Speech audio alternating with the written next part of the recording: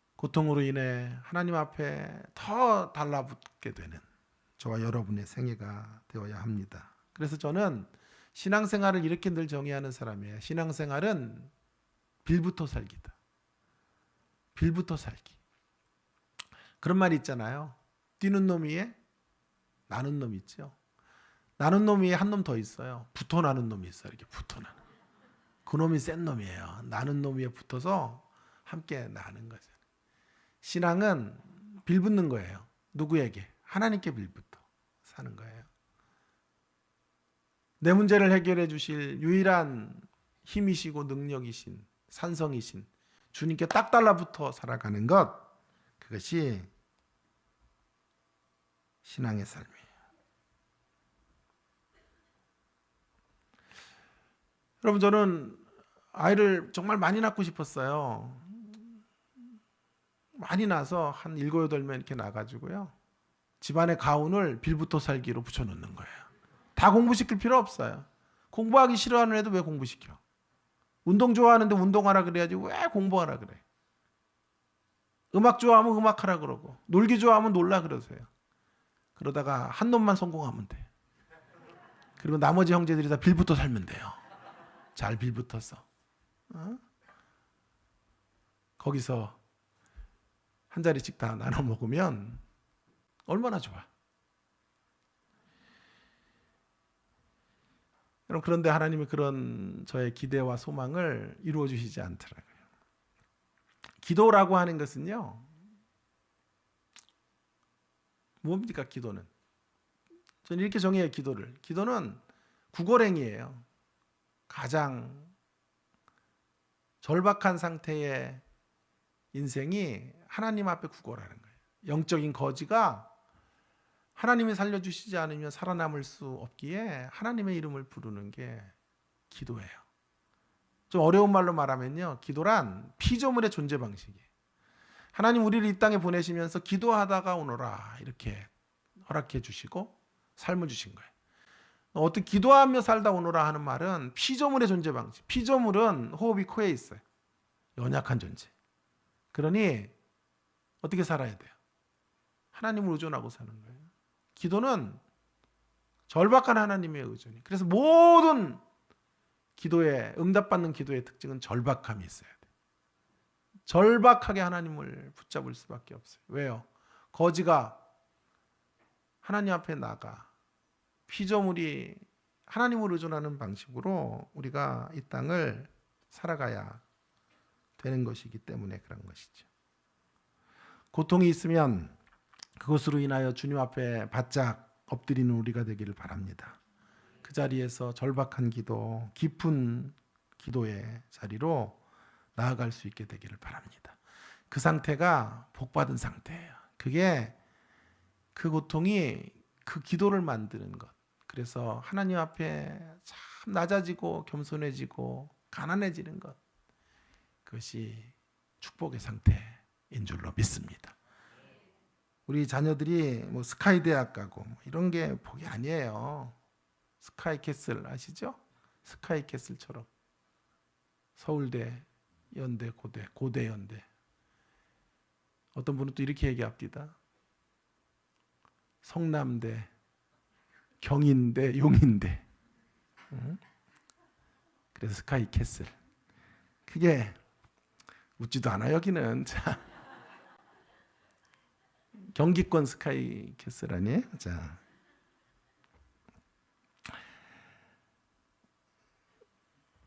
그게 복이 아니라 한없이 우리가 하나님 앞에 심령이 가난한 자로 나가게 되는 것. 그것이 하나님께서 우리를 이끌어 가시는 복의 상태인 줄로 믿습니다. 자, 이제 조금 더 나아가 볼까요? 두 번째로, 왜 고통이 축복인고 하니요. 첫 번째는 이렇게 말했죠. 우리의 고통이 기도를 만들면 축복이 된다. 자, 이제 그 기도가요. 그 기도의 시간을 통해서 두 번째로는요. 하나님 앞에 고통 때문에 기도하다가 고통이 없었으면 발견하지 못하는 하나님의 부르심을 발견하면 축복이에요. 기도하지 않았으면 깨닫지 못하는 것들, 보지 못하는 것들을 하나님 보게 하세요. 기도의 시간에. 기도를 통하여 깨닫게 하세요.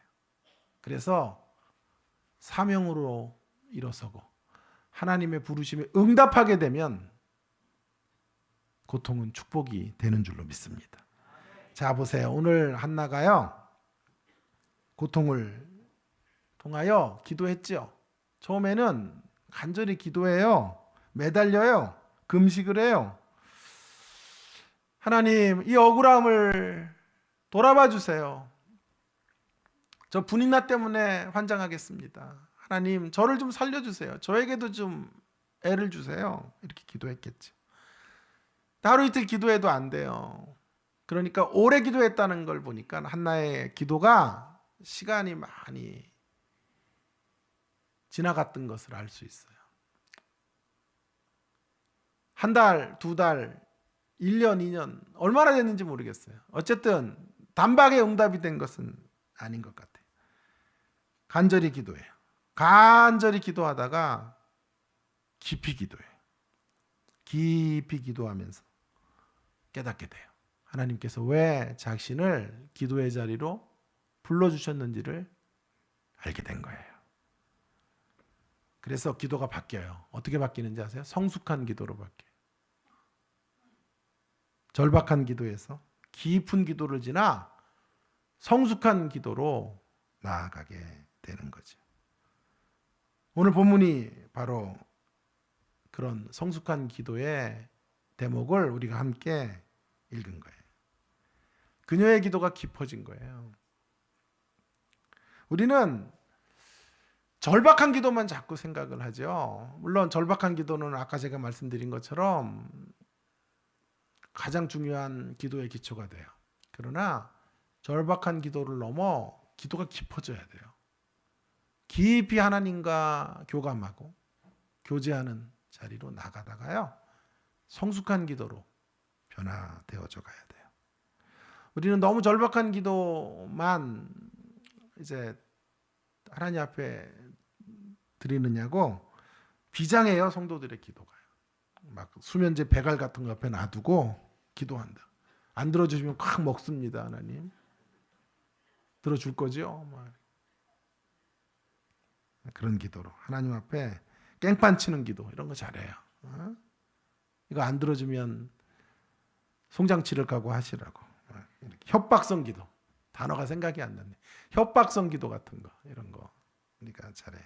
그러나 한나는 처음에는 그런 식으로 하나님 앞에 매달리다가요, 어쩔 수 없어요. 처음에는 그렇게 기도하는 거예요. 그러다가 깊이 기도하게 돼요. 그리고 기도의 깊이에서 하나님의 뜻을 발견해요. 성숙한 기도로 바뀌어요. 10절, 11절에 보면 그래서 한나가 서원하여 아들을 달라고 기도하는 거예요. 그 아들을 주시면 그 아들을 하나님께 바치겠다고 말해요. 여러분, 한나가 다시 한번 강조합니다. 한나의 기도가 한 번에 이런 기도로 나간 것이 아니에요. 오래 기도하는 가운데 하나님의 응답이 즉시로 오지 않으니까 계속해서 나아가 성소에 들어가 기도하는 과정을 지나가면서 한나의 기도가 깊어지는 거예요. 깊어지면서 중요한 사실을 깨닫게 되는 거예요. 하나님의 마음을 보는 거예요. 7절에 보면, 오늘 7절 말씀해 보시면 지금 한나의 기도가 무르익는 지점, 끝자락에서 지금 서 있는 것을 우리에게 알 수가 있어요. 매년마다 기도했다. 매년 한나가 여호와의 집에 올라갈 때마다 남편이 그같이 하매 분인나가 그를 격분시키므로 그가 울고 먹지 아니하니. 한 해 두 해가 아니라 매년마다 하나님 앞에 올라가서 기도하다가 그녀의 기도가 바뀐 거죠. 그녀의 기도가 새로워진 거죠. 그러면서 한나가 아들을 달라고 기도하는 거예요. 반드시 아들을 줘야 돼요. 아들을 주시면 어떻게 하겠다고요? 그 아들을 나시린으로 거룩히 구별된 하나님의 통로로 하나님 앞에 드리겠습니다. 라고 기도하는 거예요. 한나가 뭔가를 본 거예요. 여러분, 아들을 낳아서 처음에는 분인나를 묵사발 내려고 아들이 필요한 거였잖아요.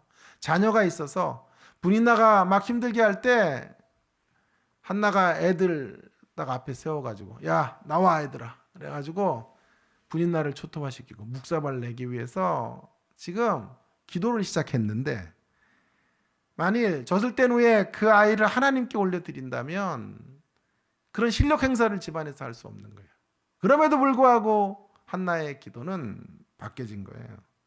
처음에는 억울함을 풀어달라고 기도해요. 자신의 방패막이가 되어줄 자녀를 달라고 기도해요. 분인나를 이기게 해주십시오. 그렇게 기도를 했어요. 처음부터 거룩한 동기로 기도했을 것이라고 생각하면 안 돼요. 인간은 이럴 수 없어요. 인간은 이 아픔에서 이런 성숙한 기도를 처음부터 만들 수 없어요. 그저 하나님 안에서 정직하게 자신의 가슴을 토로하며 기도하는 거예요. 문제 해결을 놓고 기도하는 거예요. 자신의 상처를 치료해달라고, 자신도 힘을 가지고 이제 저 분인나를 좀 이기는 삶으로 좀 돌아서게 해달라고 기도한 거예요. 구겨진 자존심을 하나님 세워달라고 그녀가 간청을 한 거예요. 그것 때문에 매년마다 성수에 올라가서 매년마다 기도하다가 깊은 기도의 자리로 나아가게 되고, 그 깊은 기도의 자리에서 자신으로 하여금 왜 기도하게 하셨는지를 보게 된 거예요. 하나님의 마음을 본 거예요. 그래서 깨닫게 된 거예요. 뭘 깨달았을까요? 자신의 부림은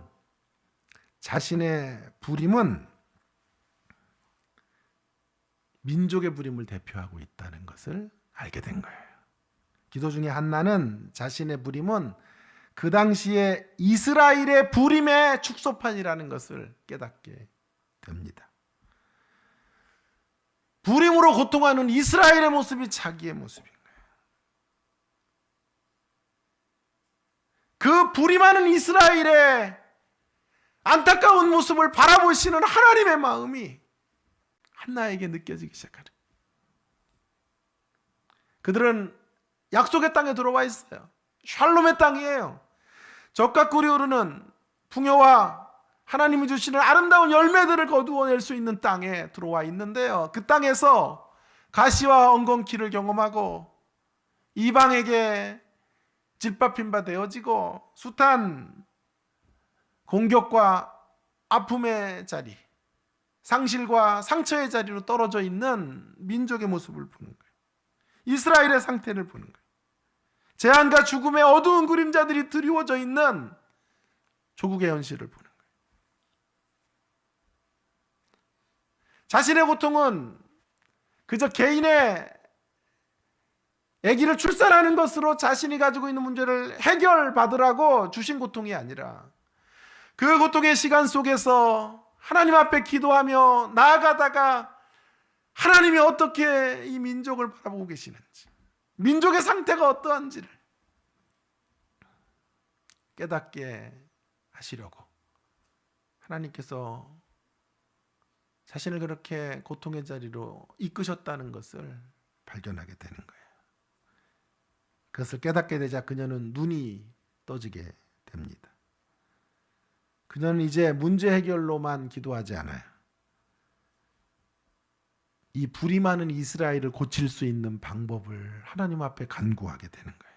그 길은 한 길밖에 없어요. 거룩한 구별된 나실인 남자가 생겨야 돼요. 거룩하게 구별된 남자아이가 생겨서 그 나실인을 통하여 민족이 새로워져야 돼요. 오직 그 길만이 이스라엘 민족이 새롭게 될 수 있는 유일한 소망이에요. 왜냐하면 그 당시에 리더십의 핵심은 언제나 남자가 있었기 때문에. 그래서 남자를 달라고 말하는 거예요. 그 아들이 아무런 소망이 없는 불임하는 이스라엘의 거룩한 제사장이 되고 거룩한 지도자가 돼요. 하나님 이 민족을 불임으로부터 출산으로, 황폐함으로부터 풍요로움으로 이끌어갈 수 있는 그런 하나님의 사람을 제가 잉태하기를 원합니다. 그리고 저는 그 일에 쓰여지기를 소망합니다. 여러분, 한나는 매년마다 성수에 올라가면서 안타까운 모습을 본 거예요. 그 당시에 리더십의 핵심에는 엘리가 있어요. 엘리 제사장. 그런데 그 엘리 제사장이 눈이 점점 흐려지기 시작해요. 영적인 안목을 잃어버려요. 하나님의 뜻을 분별할 수 없는 자리로 떨어지게 된 거예요. 가뜩이나 민족은 지금 어렵고 힘들고 영적으로 힘이 없는데 그 영적인 지도자마저도 눈이 흐려진 거예요. 자, 더 큰 문제는 뭔지 아세요? 성소에 들어가서 매년마다 발견하게 되는 안타까운 현실은 엘리의 아들들이에요. 자동적으로 엘리의 제사장권이 아들들에게 넘어가면 그들이 다음 세대를 이끌어가는 차세대 지도자들이 되는데 이놈들 홈리와 비느하스 이것들은 깡패들이에요. 불량배들이에요. 교회 안에 들어오는 헌금 자기가 먼저 가로채서 먹고 제사 드리기 위해 하나님 앞에 올려드리는 것 제일 좋은 것들 취하고 부녀자들 겁탈하는 못된 놈들이에요. 그 당시에도 미투가 있었던 거예요. 그런 짓들을 하는 그런 자녀들에게 만일 엘리의 리더십이 그대로 전수된다면 민족은 소망이 없는 거예요. 그래서 한나가 하나님이 이걸 보라고 나에게 기도의 자리로 나오도록 하셨구나 깨닫고 하나님 앞에 울부짖는 거예요. 하나님, 저의 부림은 민족의 부림의 축소판이군요. 다시요. 한나의 부림은 뭐라고요? 민족의 부림의 축소판인 것을 깨닫고 하나님 앞에 비장한 각오로 기도하는 거예요. 하나님, 아들을 주세요. 그 아들을 주시면 분인나 보복하지 않겠습니다.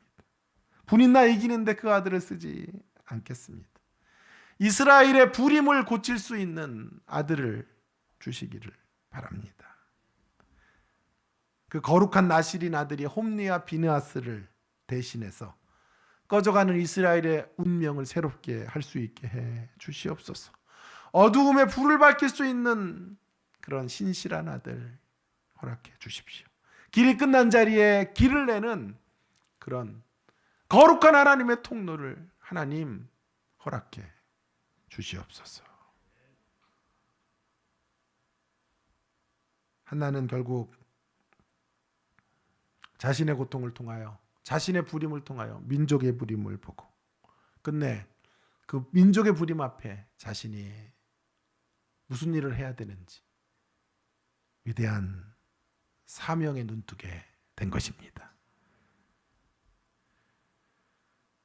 여러분, 우리의 고통이요, 우리의 아픔이요,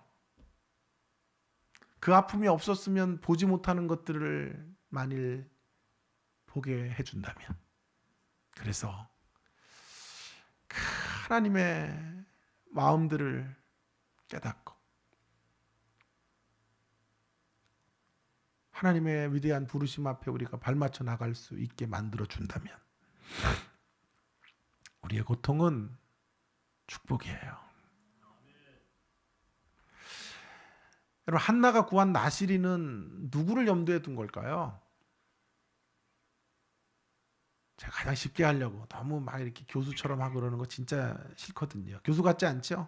네? 아저씨 같아요? 자,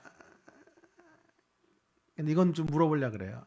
한나가 구한 나실인의 모델은 누굴까요? 어떤 사람을 염두에 두었을까요? 한나가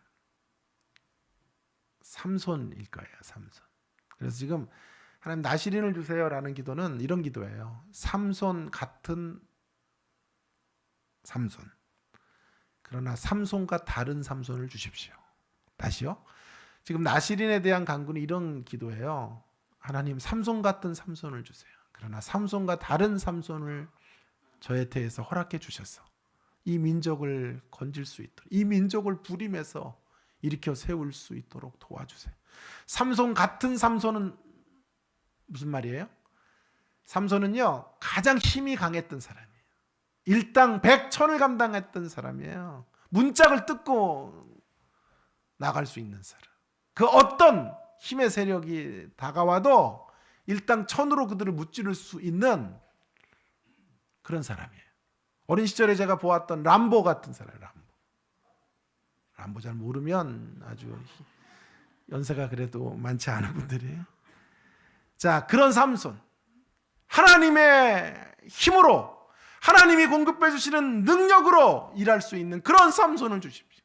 삼손은 여호와의 기름 부음, 여호와의 신이 강하게 가장 많이 임했던 사람. 계속 삼손이 가는 곳곳마다 여호와의 신이 임했다. 오늘날로 말하면 성령의 충만함이 가득했던 사람. 하나님, 저에게 그런 삼손과 같은 삼손을 주십시오. 그러나 삼손과 다른 삼손은 주십시오. 삼손과 다른 삼손은 뭔가요? 그러나 그 삼손은 자신의 힘을 가지고 하나님이 공급해 주신 그 능력 가지고 정욕을 향했었어요. 여자 구하는 데 썼고, 이방 여인과 잔치하고 쾌락을 즐기는데 자신의 모든 에너지를 소비했어요. 그리고 마지막에 눈이 빠졌어. 눈의 사람이에요. 보여지는 대로 이끌려가다가 마지막에 눈이 빠져서 비극적 죽음을 죽었던 사람이 삼손이란 말이에요. 하나님이 어마어마한 기대를 가지고 그에게 절대적인 힘을 주었는데 부강하게 만들어주고 정말 능력 있는 사람으로 세워주었더니 그것 가지고 죄짓고, 그것 가지고 범죄하고, 그것 가지고 자기 과시하는데 쓰다가 끝나버렸어요. 그래서 기도하는 거예요. 하나님, 삼손 같은 삼손을 주십시오. 삼손에게 주셨던 그 힘을 가지고 있는 영적인 아들을 주십시오. 그러나 삼손과 다른 삼손을 주십시오. 삼손의 길을 걷지 않는 삼손. 그런 삼손은 어떤 삼손일까요? 순수 삼손, 참 삼손, 리얼 삼손, 진실 삼손, 진짜 삼손, 퓨어 삼손, 순결 삼손. 단어가 부족해 이제. 하나님 그런 삼손을 주셔서 이 꺼져가는 불이 많은 민족을 하나님 고쳐주십시오. 그 일에 저를 써주시고 제 자녀를 사용해 주시기를 바랍니다. 할렐루야. 이것이 고통이 한나에게 주었던 축복이에요. 한나의 복은 고통으로 인하여 하나님께 나아가고 하나님께 나아가 거기서 하나님의 마음을 보게 된 거예요. 하나님의 위대한 사역에 붙들려 쓰여지게 된 거예요. 한나가 나시린으로 아들을 바치겠다는 것은 신약으로 말하면요, 먼저 그의 나라와 그의 의를 구하라. 그리하면 이 모든 것을 너희에게 더하시리라. 할렐루야. 그 간구를 드린 거예요. 하나님의 나라와 의를 먼저 구하는 인생이 되었고 하나님의 나라와 의를 위해 쓰여지는 생애로 사용된 거예요. 여러분, 하나님은 이런 복의 자리로 우리를 초청하시기 위해서 때때로 우리에게 고통도 주시고 불임도 주시고 아픔도 주시고 투병의 시간들을 지나오게도 하시고 숱한 시국장 밑을 건너가도록 하시는 거예요. 다시 말씀드립니다. 여러분, 결코 아무 문제 없이 살아가는 게 복이 아니에요. 안전하게 노후 대책이나 마련해 놓고 살아가는 것, 성경이 말하는 진짜 복이 아니에요. 몇 년도 다른 사람보다 장수해요. 그럼 복 받았다 그래요. 그래서 다른 사람보다 몇 년 더 사는 시간 동안 운동하다가 보내.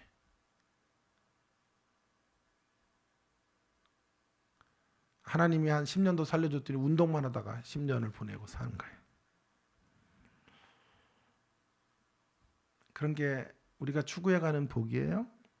그건 세상 사람들이 갖는 기대이고 축복이에요.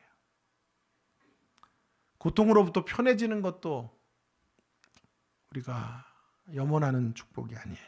진정한 복은 뭐죠? 우리가 살아야 될 이유를 찾는 삶으로 나가는 거예요. 사명으로 사는 거예요. 가치 있게 살다가 이 땅을 떠나가게 되는 것, 그게 복이에요. 적어도 우리의 생애를 통해 단 한 사람이라도 주님 앞으로 돌아오는 생명의 역사가 펼쳐지는 것, 그것이 복된 인생의 자리인 줄로 믿습니다. 우리 스스로 주님을 만나 꽃으로 피어오르고 다른 이들을 피어오르게 하는 삶, 그런 삶을 사는 거예요. 그런 힘 있는 삶을 살아내는 거예요. 한나는 더 이상 분인나 때문에 울지 않아요. 그녀는 이스라엘 때문에 울어요. 그녀는 영적인 지도자들 때문에 울어요. 오늘날로 말하면 그녀는 한국교회 때문에 울어요. 오히려 자신에게 이러한 눈을 뜨게 해줬던 분인나로 인한 고통으로 인하여 하나님께 감사해요. 분인나가 그런 고통을 주지 않았더라면 기도하지 않았을 것이고, 기도하지 않았다면 그녀는 참 하찮은 여인으로 먹고 살고 다른 사람보다 조금 나은 생존을 원하다가 조금 멋진 생존을 하다가 끝나버리고 말았을 여인이에요. 그런데 분인나가 있어서 고통을 갖게 되었고, 그 고통의 자리에서, 그 아픔의 자리에서 하나님의 가슴을 읽었고 그 안에서 쓰임받는 생애가 된 거예요.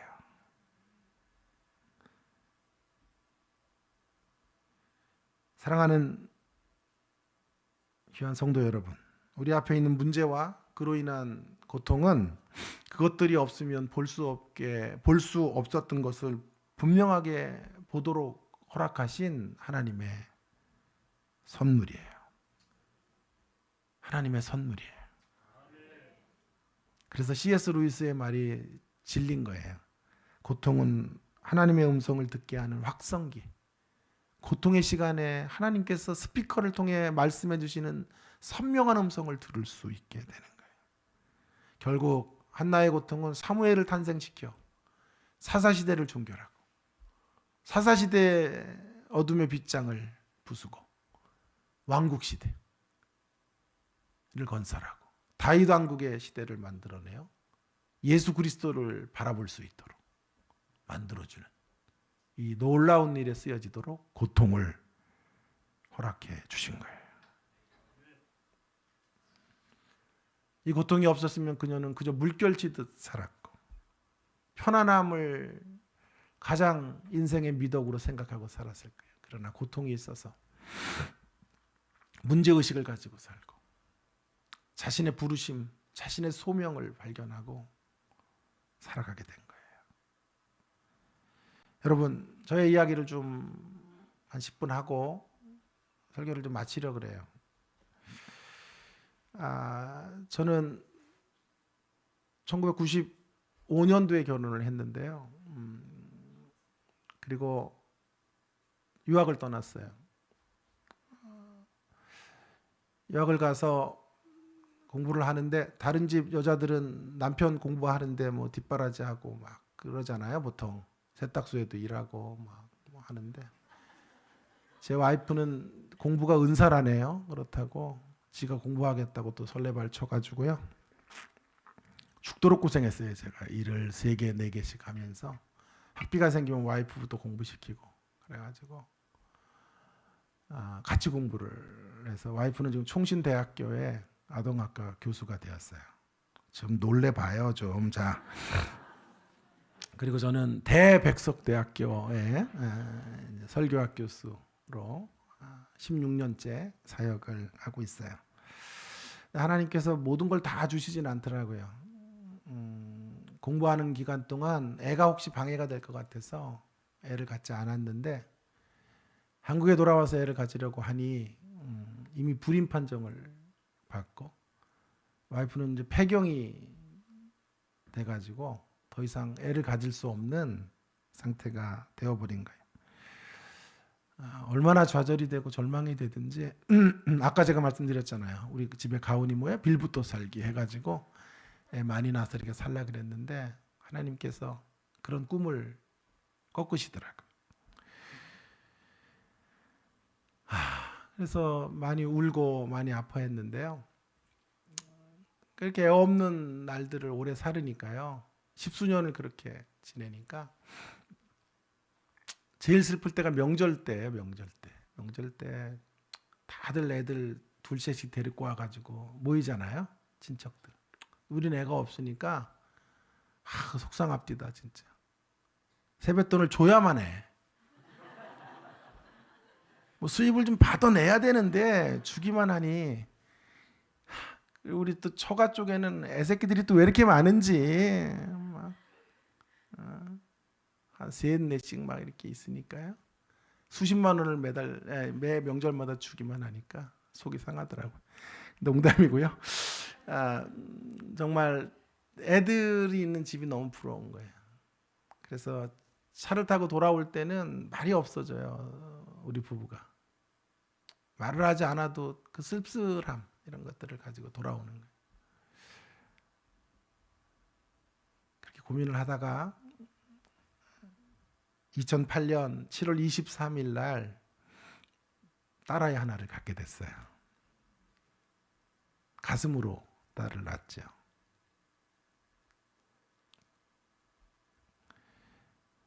딸의 이름은 이주나예요. 주님의 꿈의 나무. 이주나 양을 하나님께서 우리 가정에 허락해 주셨어요.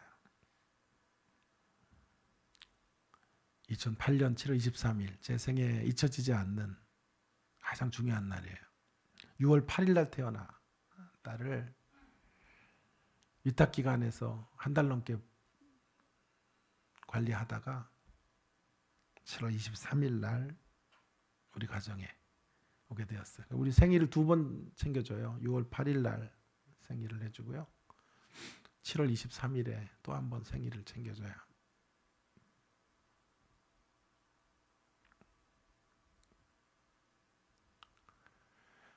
제가 하나님을 믿고 제일 잘한 선택, 이 세상에서 제일 잘한 선택, 우리 딸을 가슴으로 낳은 거예요. 맨날 이렇게 하고 설교하고 다니니까 와이프가 삐졌어요. 나는 그래가지고 그 다음 조혜정이랑 결혼한 거예요. 목사님 확 웃지는 않아 여기는. 이렇게 좀 이렇게 다음에 한번 더 와야 되겠다 이렇게 확 웃지를 않고 찔끔찔끔 웃을까 말까 망보나 봐 이렇게 간 보는지 확 웃기지를 못해서 그런 거죠. 제가 자 그래서 우리 딸을 키우면서 너무 행복한 시간들을 지난 11년 넘는 시간 동안 갖게 됐어요. 꿈속에 사는 것처럼 그렇게 날마다 딸과 연애하듯 그렇게 오늘까지 살아오게 되었어요. 여러분, 이런 고통의 시간 속에 우리 딸을 갖게 되면서 한 가지 중요한 사실을 보게 됐어요. 이 땅에 버려진 아이들이 너무나 많다는 것을 알게 됐어요. 제 와이프는 저보다 유명한 교수예요. 입양의 날 같은 때는요, TV에서 항상 제 와이프가 인터뷰를 해요. 그리고 입양기관에 가서 매일 특강을 하는 사람이에요. 우리나라에는 매뉴얼이 없어요. 그런 아이들을 어떻게 키워야 되는지. 무방비 상태로 아이들이 크고 있어요. 저도 애가 그냥 결혼해서 자동으로 생기는 줄 알고 결혼을 했어요. 애를 그렇게 많이 가질 수 있었다면 이런 부분에 마음을 기울이지도 않았을 거예요. 그러나 우리 딸을 가슴으로 낳는 과정에서 이 땅에 버려진 아이들이 너무나 많고 아픔을 겪는 아이들이 많다는 것을 보게 됐어요. 저와 제 아내의 꿈이 하나 있어요. 그런 아이들을 위한 어떤 기관을 좀 만들어서 그런 아이들을 키우는 부모들에게 현명한 가이드를 해주는 그런 일들 하고 싶어요. 하나님 돈을 많이 허락하시면 그런 일 하고 싶은데 돈을 허락하시지 않으시네. 그러나 이 모양 저 모양으로 하나님의 이런 일들을 펼쳐가고 싶어요. 또 한 가지 보게 된 것이 미혼모들이에요. 미혼모들 다 부모 몰래 연애하다가 애를 낳아요.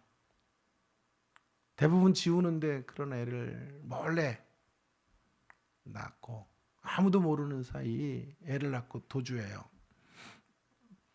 그 기간 동안 잘 먹어야 되고 영양 상태가 위생 상태가 좋은 곳에 있어야 되는데 사각지대에 있는 분들이에요. 누구도 돌봐주지 않아요. 그래서 와이프가 그런 미혼모들 옷을 사주기도 하고 그들의 영양이 부족하지 않도록 백방으로 뛰어다니며 노력을 하고 있어요. 사랑하는 여러분, 고통이 없었으면요, 전 이런 세계를 알지도 못했을 것이고 보지도 못했을 거예요. 그러나 고통이 있었기 때문에 하나님께서 아이들의 아픔을 보게 하시고 미혼모들의 피로들을 보게 하시더라고요. 비록 힘든 시간을 지나왔지만 저의 고통은 그래서 축복이에요.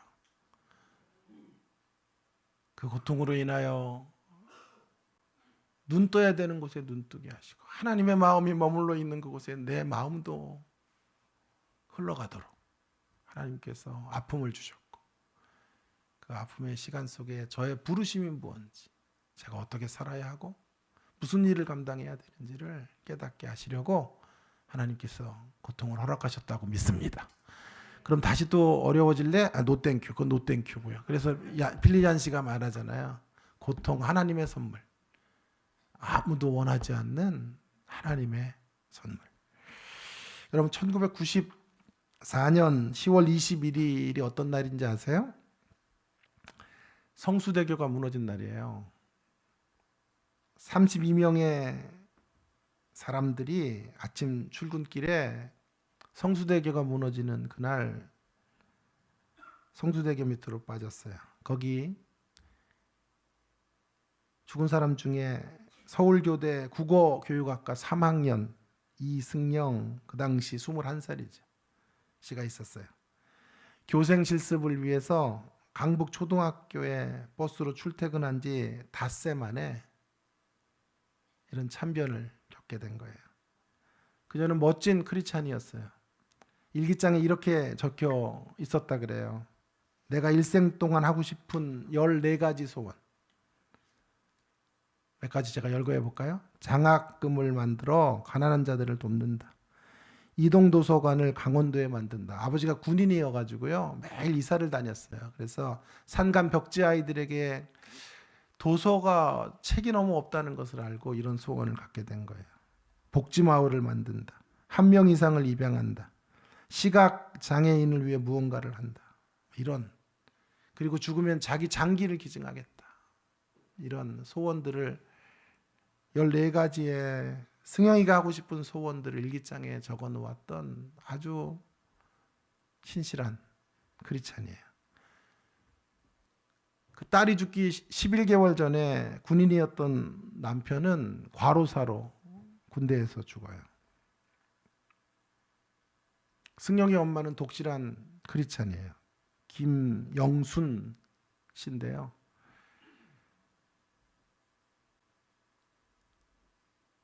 독실한 크리스찬으로 11개월 전에 남편을 잃고 또 11개월이 지나 딸을 잃어버린 거예요.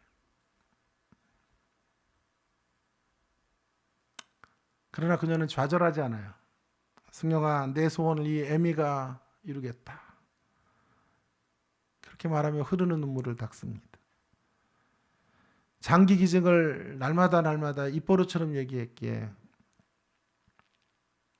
그 장기를 기증하려고 했는데 시신을 너무 늦게 찾아서 장기를 기증할 수가 없었어요. 그래서 6시간 안에 찾아야 장기 기증이 가능한데 그러지를 못해서 딸을 고려대학교 의과대학 해부 실습용으로 딸을 기증을 했어요.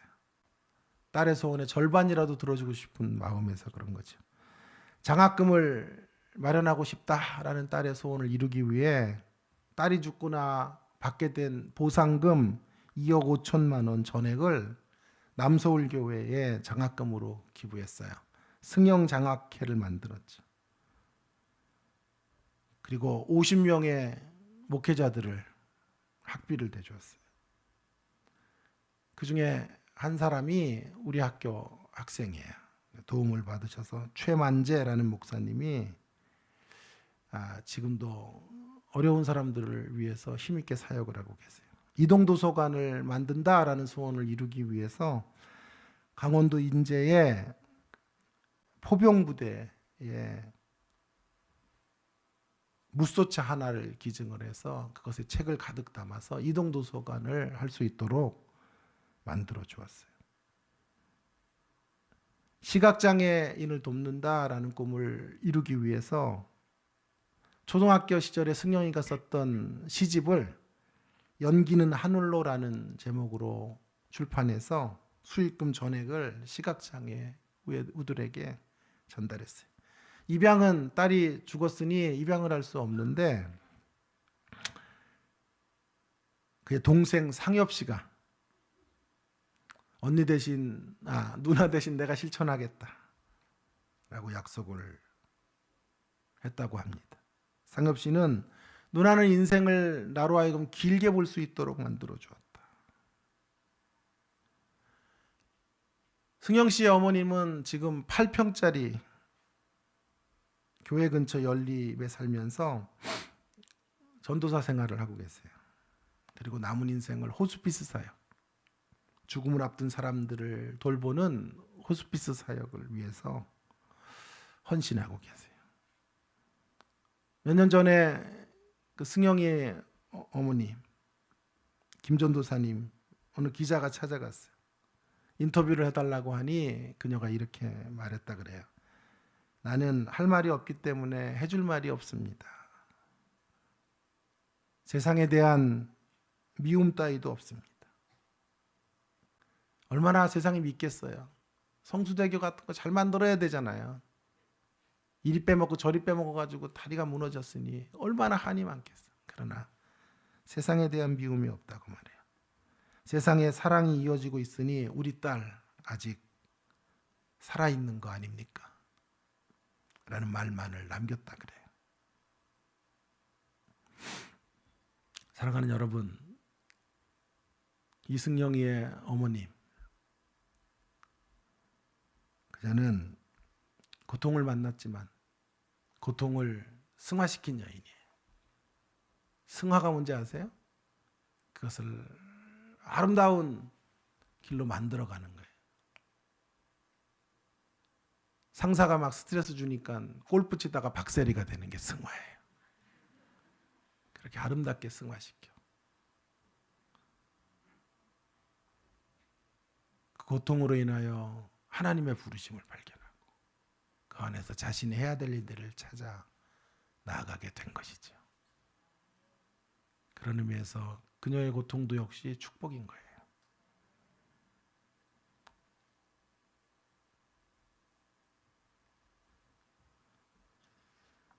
우리의 고통은 축복입니다. 고통이 기도할 수 있게 만들어주면 축복이에요. 기도의 자리에서 기도하지 않았으면 볼 수 없었던 것을 볼 수 있고, 기도하지 않았으면 깨달을 수 없었던 하나님의 마음을 깨달아 하나님의 부르심 앞에 설 수 있다면 고통은 축복이 되는 줄로 믿습니다. 힘들고 어려운 자리에서 하나님의 이름을 부르며 기도하는 자리로 나오시는 청라은혜교회 모든 성도님들 되시기를 주의 이름으로 축원합니다.